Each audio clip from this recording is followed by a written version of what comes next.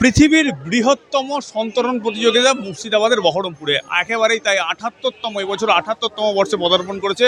দীর্ঘ ৮১ কিলোমিটার দীর্ঘ লম্বা পথ অতিক্রম করে কিন্তু মুর্শিদাবাদের শহর বহরমপুরে কিন্তু একের পর এক প্রতিযোগিতা আসছে।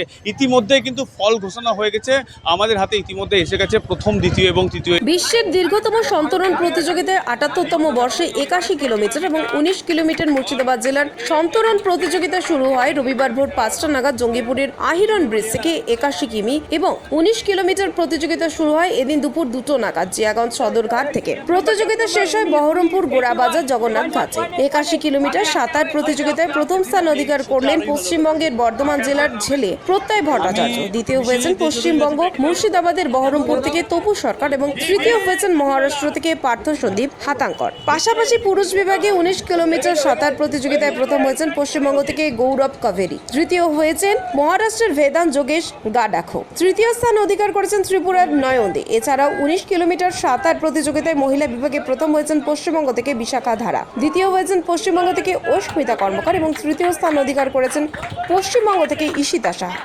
মুর্শিদাবাদের বহরমপুর থেকে ক্যামেরায় বিকাশ গোলদারের সঙ্গে সুদীপ রায়, ITV নেটওয়ার্ক, বহরমপুর।